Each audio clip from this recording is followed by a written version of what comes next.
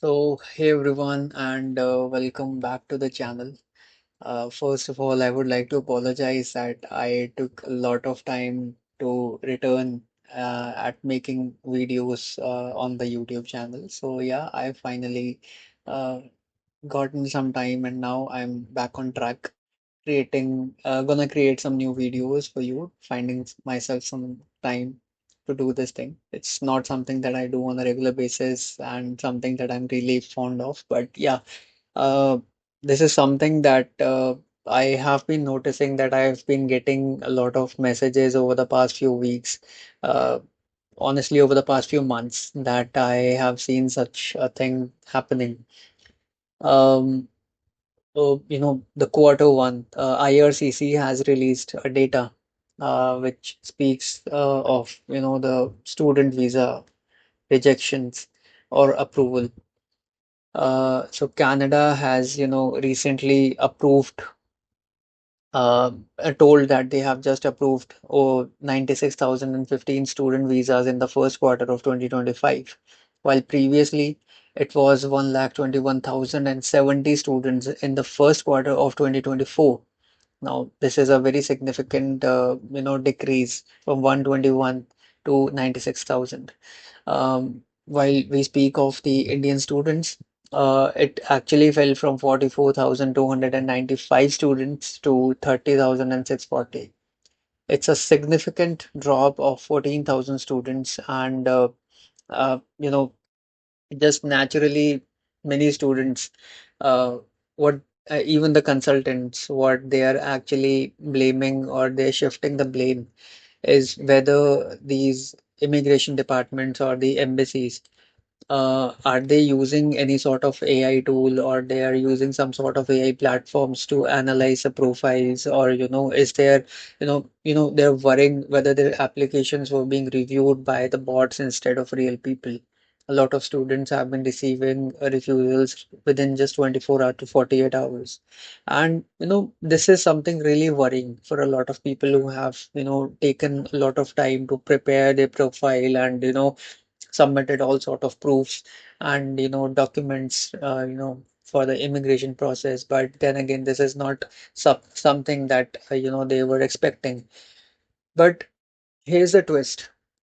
uh, is it the AI that is actually rejecting your profiles, or is it the AI that you're using that is getting your profiles to be rejected? This is something that we need to answer. See, AI is not merely responsible for the rejections. Based on my personal experience, if I could, I would have actually shown you the, SOPs that the students have sent me over the past few months of what they have written or what they have used AI to get their files written. Whenever somebody sends me, based on my experience, I'm just saying, whenever somebody sends me their SOP and they say that they have gotten a refusal, or whether they, nobody sends an SOP if they get an approval. But yeah, if somebody wants to get their profile, reviewed, or they want to send us the SOP to see what the problem is. In the first glance itself, we get to know whether the file is written by an AI or not.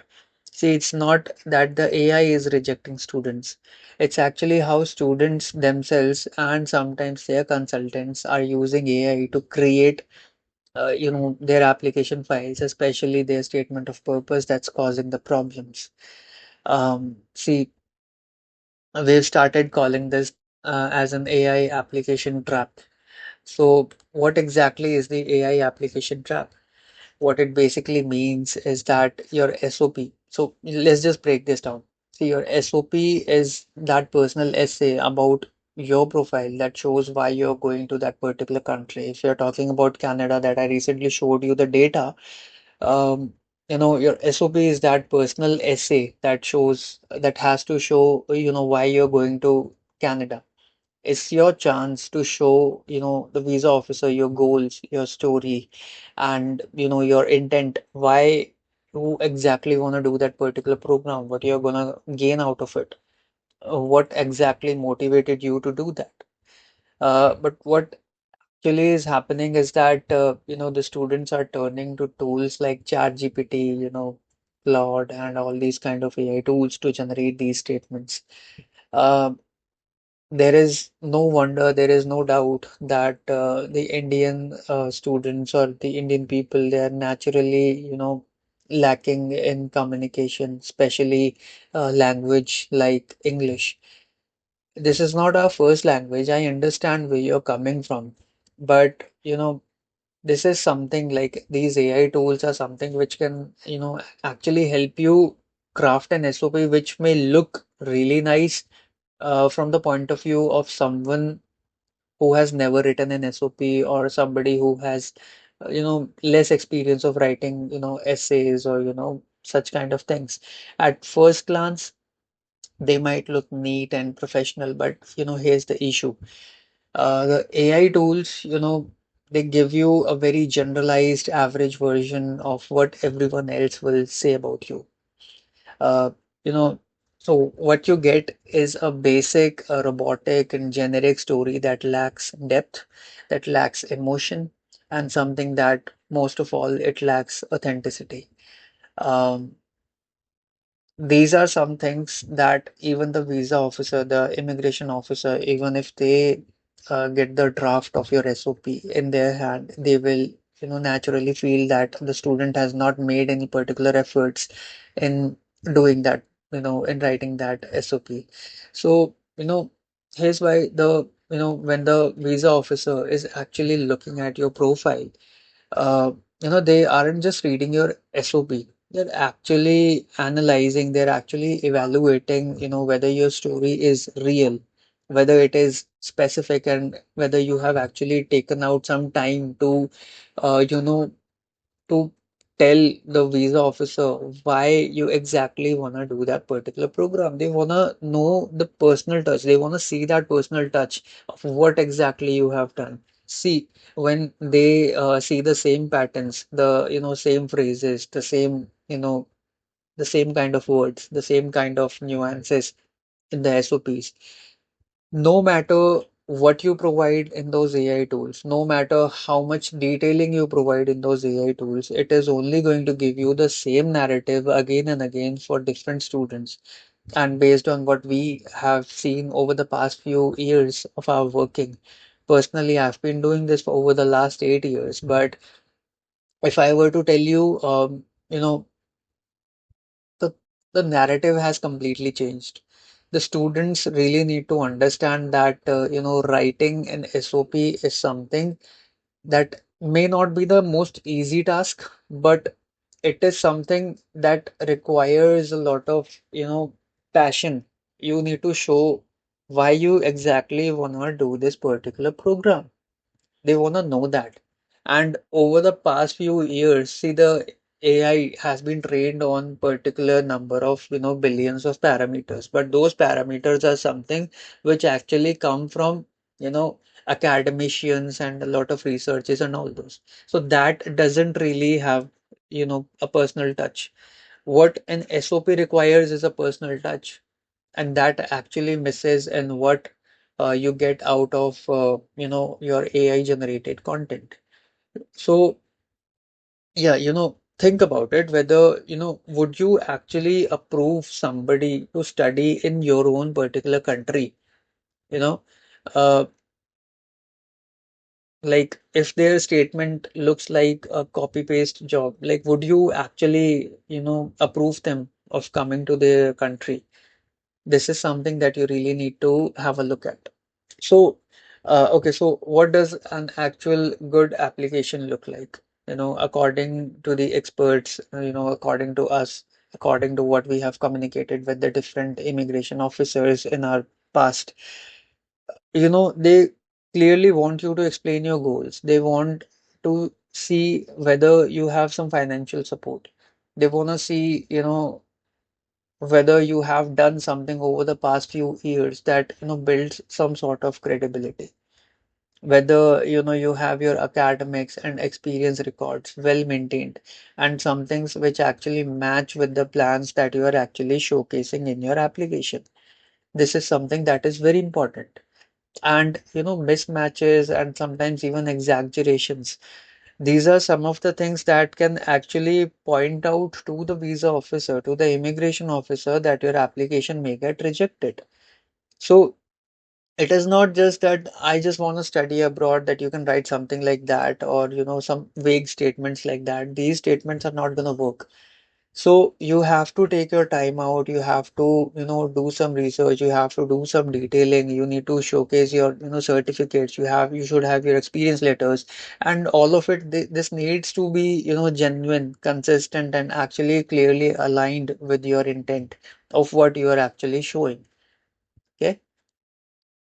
So, um, so here's the key message. Like, AI is just a tool that can help you in evaluating your profile. Okay. But it is not something that is going to help you in writing an SOP. You can use AI for grammar detection. You can use AI for brainstorming. You can use it as a friend to figure out whether a certain kind of program is suitable for you. You can do it for brainstorming. You can do it for research. But you should not be using AI to write an SOP. If you're using AI to write an SOP, that is going to give you a lot of problems. And trust me on this, you do not want to mess up in your immigration application, because one refusal goes on record. Each refusal goes on record. No matter how many times you're creating a new profile, your application has a record. Your passport number has a record, and the embassy keeps it forever. All right. And absolutely don't count on it to carry your entire visa application. Like, understand, you need to ensure that you have your entire profile ready. You need to sum up your entire profile. You need to have a clear idea of what you're doing, why you're doing, and when you're doing it. So once you're clear with what is exactly happening in your scenario, and not just your just your consultant doing everything for you, you should actually actively take part in the entire process. So my last stance is going to be that you should not be falling into the AI trap. Instead, just trust your voice, take your ownership, and give your application the due time, the seriousness, and the sincere effort that it deserves. I hope that this video has kind of given you a clarity on what is exactly happening and why you should be taking your visa application very seriously. Even your admission SOPs, there might be a chance that you might use. I'm not giving a hard and fast rule, but there might be a chance that we have also seen in a few students, they have used AI to write the admission SOPs, and they have gotten an approval. But this is something that happens by luck. If it gets rejected, it gets rejected. And there are a lot of universities, if they reject you, they're not going to entertain any further applications for that particular program, or maybe for other programs. Based on the reason for rejection, it can extend for, years. If they figure out that the student has not done any particular research, if they find out that the student has not, written their own SOP, then they might reject you. So I hope you understand the seriousness of this entire issue. If you have any questions regarding this, you are free to talk to me. You're free to connect with me. Just share your questions over the comments, or you have my contact details. Just send me a message on WhatsApp, or just give me a call. Let's connect on the call and figure out what is exactly happening.